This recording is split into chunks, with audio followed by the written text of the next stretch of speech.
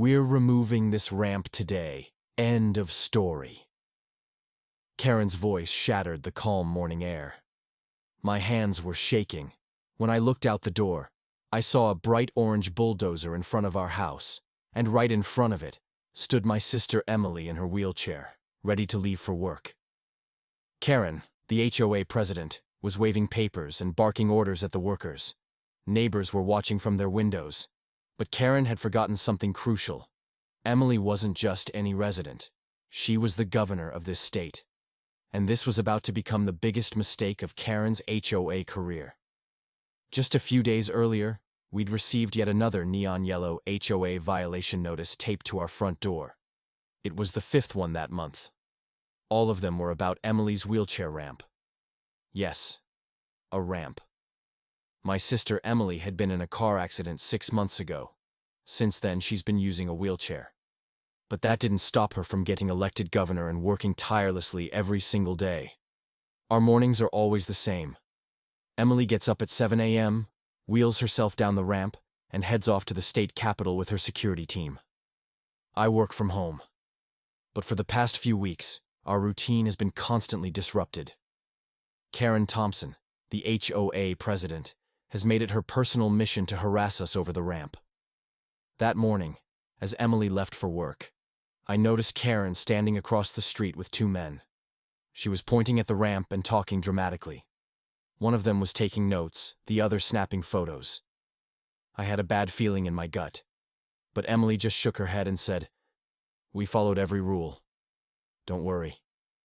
And she was right. We'd done everything by the book. Licensed contractor, city permits, even matched the ramp's color to the exact shade of our house trim. But to Karen, the ramp was an eyesore. She claimed it ruined the neighborhood's aesthetic, and whenever there was an HOA meeting to discuss it, it was mysteriously scheduled during times Emily was out of town for work. That day, around 6:30 a.m., I was sipping my coffee when I heard the rumble of an engine. I ran to the window and froze. There was a bulldozer parked in our driveway. Karen stood next to it, red blazer on, hair perfectly done, and a thick file of papers in her hand. 2 more people from the HOA were with her. Emily was still asleep. I ran outside. "What is going on here?" I demanded, my voice shaking with anger. Karen turned with her trademark fake smile. "Oh good, you're up! Don't worry. This won't take long. Just a little HOA business. That ramp is violating several community guidelines." "That ramp is how my sister gets to work," I snapped, "and it's completely legal." Karen held up the papers like they were sacred. "Emergency order from the HOA board. Section 6, unauthorized external modifications can be removed immediately." "It's not unauthorized. It's city approved," I said, almost yelling. But Karen didn't care. She turned to the bulldozer operator and gave him a nod. Workers in orange vests started walking toward the ramp. And just then, Emily appeared in the doorway. She rolled up in her wheelchair, took one look at the scene, and said calmly but firmly, "You can't do this." Karen gave her a condescending smirk. "Rules apply to everyone, Emily. You don't get special treatment." Oh, how wrong she was. Because Emily wasn't just a regular citizen, she was the highest-ranking official in the entire state. But we had kept that private, until now. That was about to change. I rushed inside and grabbed every document, permit, and camera recording I had. I started filming immediately, launching a live stream. "Good morning, everyone. You're witnessing our HOA president, Karen Thompson, trying to demolish a city-approved, ADA-compliant wheelchair ramp." Neighbors began trickling out of their homes. Mr. Chen, Mrs. Rodriguez, even the reclusive Jenkins family, all of them were watching. Phones were out. Cameras were rolling. And then, a black SUV turned the corner, followed by another. Emily's security detail had arrived. Karen furrowed her brow, still unaware. The door to the SUV opened. Emily rolled out, wearing her official governor blazer and a look of unshakable authority. "Mrs. Thompson," she called out, "this is no longer a neighborhood issue. You violated federal disability law this morning." Karen's face fell. "I was just following HOA rules." "And I am the one who enforces state and federal law," Emily said, now fully in command. One of the agents stepped forward. "Ma'am, we'll need you to come with us. A federal investigation has been launched." Applause erupted from the crowd. Neighbors embraced each other. Karen, stunned, was escorted to a police car, still clutching her violation notices. And in that moment, I realized this wasn't about a ramp anymore. This was about standing up for justice, for dignity, and for every single person who had ever been bullied by someone like Karen. The morning after the ramp incident, the neighborhood didn't just wake up, it erupted. Satellite trucks were parked up and down our street. Reporters knocked on every door. The bulldozer was gone, but the damage it left behind was impossible to ignore. Not just on our driveway, but on the soul of the entire community. By 7 a.m., our house was surrounded. Not by law enforcement this time. By neighbors. Elderly residents with walkers. Parents with children. People we hadn't spoken to in years. And all of them were angry. Not just at Karen, but at themselves. For letting it get this far. Emily, ever the calm presence, wheeled herself out onto the front porch, wearing her navy blue blazer. She didn't need to raise her voice. Her presence alone quieted the crowd. "Thank you all for being here," she said. "But this is not just about me." I watched as she unfolded a stack of papers, official, stamped, state documents. She held them up, her voice unwavering. "This ramp," she said, gesturing to the broken remains beside her, "was built according to ADA regulations, with permits from the city, and with full transparency. And yet, it was destroyed by a group of people who claimed to be protecting this community." The silence was deafening. That's when Mr. Rodriguez stepped forward. The man barely left his house since his back surgery. But now, cane in hand, he stood tall. "I was fined $200 last year," he said, "for installing a lift for my son, a disabled veteran. Karen said it made the front of my house look industrial." His voice cracked. Emily reached out, touching his arm gently. "You are not alone, Mr. Rodriguez." That single gesture sparked something. Mrs. Chen, our quietest neighbor, always tending to her front yard garden, raised her hand. "Karen made me tear out my medicinal herbs," she said. "She said it wasn't aesthetically aligned. My husband has cancer. Those herbs helped with his nausea." Then the Baker family came forward, holding hands. Their youngest son, Noah, is on the autism spectrum. They'd installed a small sensory-friendly play structure in their backyard. Karen fined them 3 times, saying the colors were too bright. As each story came out, a pattern emerged. Targeted fines, intimidation, manipulation of HOA rules to bully those who didn't fit the image Karen had in her head. I looked around and saw what I hadn't noticed for years. A neighborhood held hostage by the very institution meant to protect it. Emily waited for them to finish, then held up one final document. "This," she said, "is an executive order. Effective immediately, a temporary injunction will freeze all HOA board actions until a full state audit can be completed. And yes, that includes Karen's presidency." Gasps echoed across the yard. But Emily wasn't finished. "I want to be very clear," she continued. "This is not about dismantling HOA systems. It's about restoring their purpose, community, fairness, and respect." It was the first time I'd seen Karen's porch completely dark. No flowers, no clipboard, no perfectly aligned lawn chairs, just silence. That afternoon, Emily met with a group of disability rights advocates on our front lawn. The pieces of the ramp still lay scattered on the grass, but instead of shame, there was solidarity. Kids chalked encouraging messages on the sidewalk. Teens offered to help rebuild. A local artist offered to paint a new design once it was done. But as positive as the mood was, the real storm was only beginning. That evening, my phone buzzed. It was Thomas, an old friend from college, now a civil rights lawyer. "You need to see this," he said. Attached were court records, 3 past lawsuits, all involving Karen Thompson. Different HOAs, same pattern. She'd been sued and quietly settled for the same behavior. Using HOA funds for personal gain, discriminatory enforcement, abuse of power. But she always escaped, moving on to another HOA, where no one knew her name yet. This time, we were going to stop her. Permanently. The next day, we turned our living room into command central. Emily's legal team set up laptops, printers, and whiteboards. Neighbors brought coffee, muffins, even their own old violation letters. Mr. Jenkins handed over a manila folder full of emails. Proof that Karen had never even been officially elected.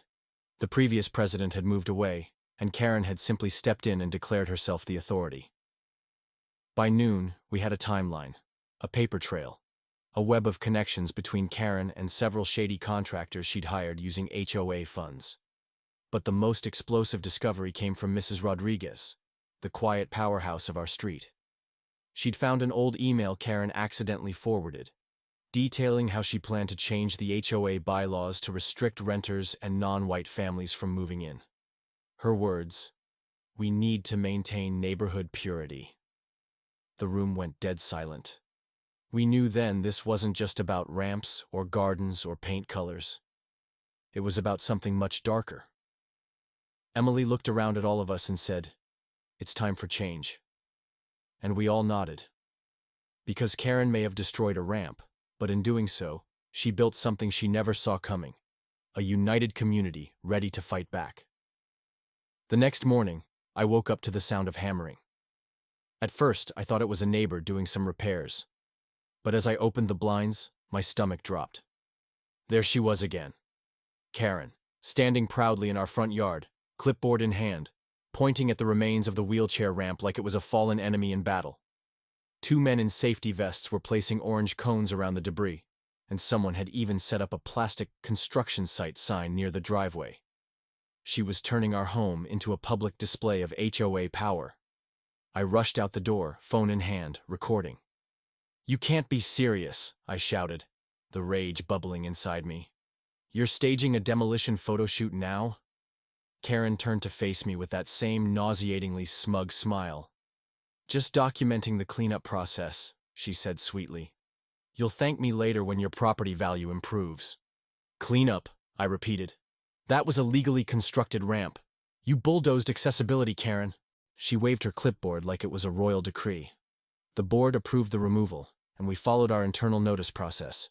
You should have attended the emergency vote." That vote, of course, had been held at 10 a.m. on a Tuesday, when both Sarah and I were at work. Classic Karen move. But something else caught my attention this time. The construction workers looked nervous. One of them kept glancing over at me, then whispering to his partner. The other refused to make eye contact at all. As I walked back inside, I caught sight of Sarah's security detail discreetly stationed across the street, watching everything unfold. Her lead officer, Darnell, gave me a slight nod. I nodded back. Reinforcements were standing by. That afternoon, our mailbox overflowed with new HOA citations. 6, to be exact. One was for improperly stored medical equipment. Sarah's therapy chair on the back patio. Another for inappropriate yard art, a single ceramic turtle I'd had since college, and 4 others that were laughable in their reach, including unapproved outdoor lighting, because I had changed a bulb to a warmer hue. It was clear now. Karen wasn't just enforcing rules. She was escalating a personal vendetta. By the time Sarah returned home from the Capitol, the rubble had been neatly pushed to one side, and a bright red tag now hung from our front door. She sat silently in her car, looking at what used to be her ramp, then slowly wheeled herself out. No words, just a deep breath. The kind that hides fire underneath. "This isn't about the ramp anymore," she said quietly. "She's making a statement." I nodded. "Then let's make one louder." We began printing out every notice we'd received in the past 3 months. Sarah's assistant helped us collect digital records of every board meeting Karen had chaired, every vote she'd called without quorum, and every shady maintenance expense that led back to Karen's landscaping company. And then we found it, buried in a PDF of scanned documents from 2021. A clause in the HOA's bylaws requiring any modification of a structure to be approved by both the board and the city, not just notified, approved. The demolition? Completely illegal. Karen had bulldozed state-approved infrastructure with nothing but a clipboard and ego. 641. We reached out to the state attorney general's office. Sarah made a few quiet calls. Within 24 hours, we had a legal team assigned to investigate potential civil rights violations. The case was growing bigger than Karen could imagine. Meanwhile, neighbors started talking. It started small. Mr. Rodriguez mentioned he'd been fined for putting a ramp in for his father, who was a war veteran. The Chen family showed us citations Karen had issued for their sensory-friendly backyard play area, designed for their autistic son. The Simons revealed they were fined for letting their elderly mother keep a wheelchair by the porch. Karen wasn't enforcing rules. She was systematically targeting accessibility. At the next HOA board meeting, which Karen had scheduled in the middle of the day as usual, something remarkable happened. Over 40 residents showed up. Sarah, in her governor's blazer, rolled to the front and calmly asked for the floor. Karen's jaw dropped when she realized the room wasn't filled with her usual yes men. It was filled with residents she'd harassed for years, each holding folders, printouts, and photos. Sarah held up a copy of the bulldozing permit, or lack thereof. This ramp was protected under both federal and state disability access laws, she said, her voice calm but forceful. Its destruction was not only cruel, it was criminal. Karen stood up, flustered. This is not the place for grandstanding. You're politicizing a neighborhood issue. Sarah smiled, cool and steady. It stopped being a neighborhood issue when you decided to take the law into your own hands. Then she passed the mic, literally. One by one, neighbors shared their stories. Every HOA violation Karen had used to suppress, shame, or isolate those with medical or physical needs was aired in front of everyone. When it was my turn, I walked to the front and projected Karen's surveillance photos on the big screen, the ones she'd taken at 6 a.m., crouched in our bushes, tape measure in hand. Does this look like leadership? I asked. Or does it look like harassment? The silence in the room said everything. By the time we ended the meeting, over 2/3 of the room had signed a petition for a full HOA audit and board re-election. Karen tried to argue the signatures weren't valid, but even her most loyal board members were backing away now. One of them, Mr. Wells, quietly resigned at the end of the meeting. As Sarah and I left the room that night, neighbors clapped us on the back, nodded respectfully, even apologized for not speaking up sooner. This wasn't just about a ramp anymore. This was about the soul of a community, and we were just getting started. The fallout from the bulldozer incident was far from over. In fact, it had only just begun. Sarah may have stopped the demolition in time, but the ramp had already sustained enough damage that she could no longer safely use it. We'd set up a temporary access point using plywood and cinder blocks, but it wasn't ideal. Not for someone recovering from spinal surgery. I could see it in her eyes every time she rolled up or down it, the way her jaw tightened, how she winced with each bump. The night after Karen had been escorted off the property by state police, our doorbell rang again. This time, it wasn't news crews or neighbors offering casseroles. It was a woman in her 60s, with silver hair pulled into a neat bun and a clipboard tucked under her arm. "Good evening," she said, holding out a badge. "My name is Cynthia Palmer. I'm with the State Office of Public Housing Accountability. I'm here to conduct an emergency audit of your homeowners association." Sarah raised an eyebrow but nodded, gesturing toward our living room. "You might want to sit down for this," she said. "You're going to need coffee." Within 15 minutes, Sarah and Cynthia were seated at the kitchen table with a stack of violation notices, HOA meeting transcripts, and a USB drive full of security camera footage. I stood back, quietly preparing tea, listening as Cynthia's pen scribbled across page after page. "What I've seen so far," she muttered, "is not just unethical, it's criminal." That night, Cynthia didn't leave until 1 a.m. She took boxes of documents with her, leaving us with a signed notice stating that the HOA was now under formal state investigation. Sarah posted the notice on our front door, right next to the crushed remnants of the original violation slip Karen had left behind. Over the next few days, the neighborhood atmosphere shifted from whispers to open rebellion. At first, it started with small things. People leaving their Christmas lights up, planting non-HOA-approved flowers, or parking a little crooked on their driveways. But then came the letters. One by one, homeowners started receiving apology notes, handwritten, from former HOA board members who had resigned in shame. They'd been bullied, coerced, and manipulated by Karen for years. One letter even mentioned that Karen had threatened to file false noise complaints if the board members didn't vote her way. And that's when Sarah had an idea. "If we're going to change this neighborhood," she said, wheeling herself to the community center bulletin board, "we need a clean slate." She posted a notice calling for an emergency town meeting. No official HOA approval. No Karen. Just the residents.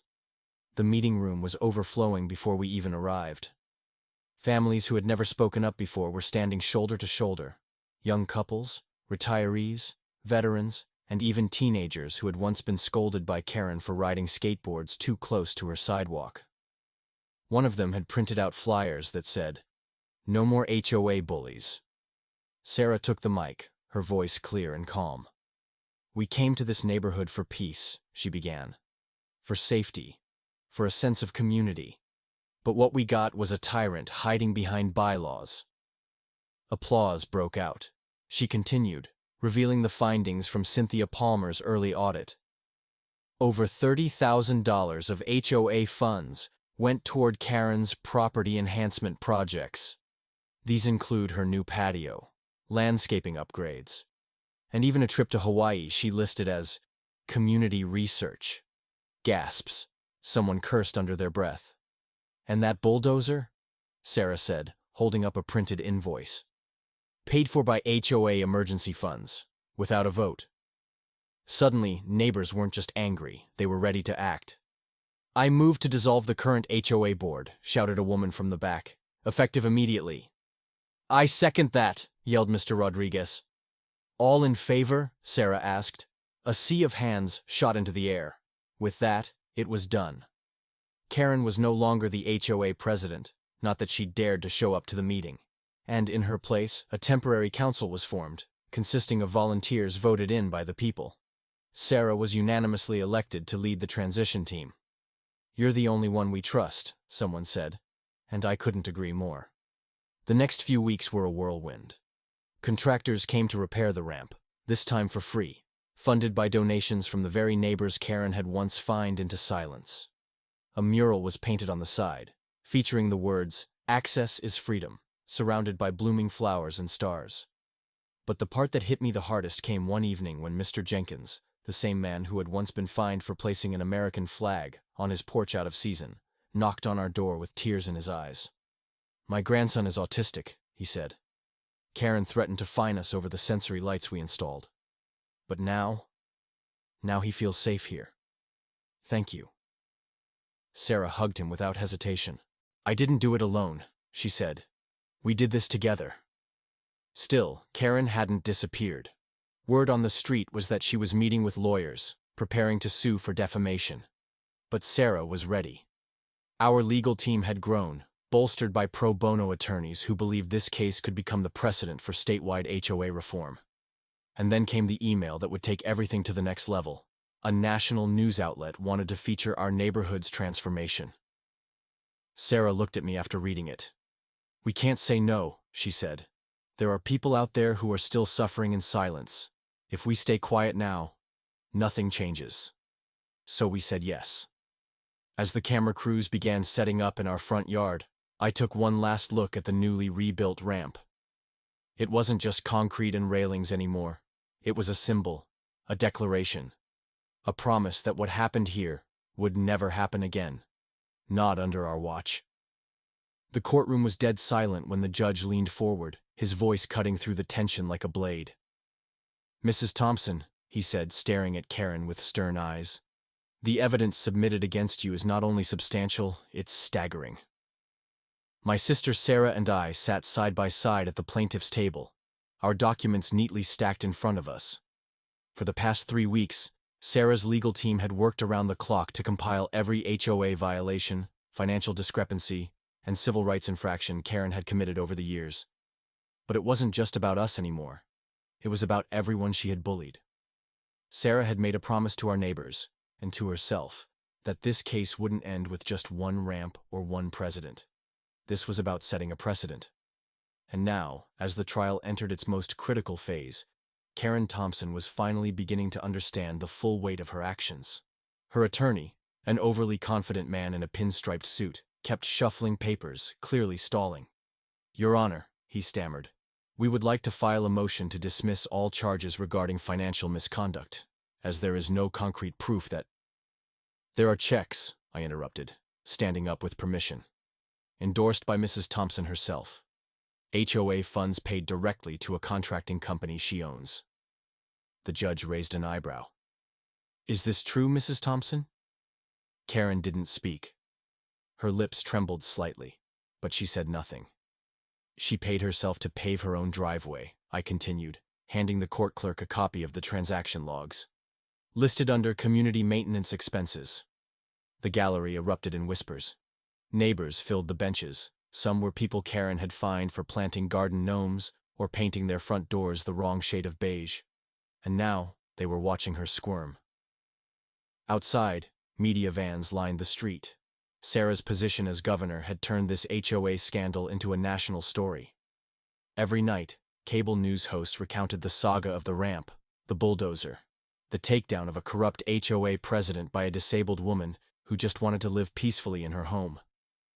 But we hadn't even gotten to the most explosive part. After the hearing adjourned for the day, I followed Sarah into the hallway, where her assistant handed her a sealed envelope. "What's this?" I asked. "An anonymous tip," Sarah said, opening it. Her eyes widened as she read. "It's from someone inside the HOA, a board member." Inside was a handwritten letter and a USB drive.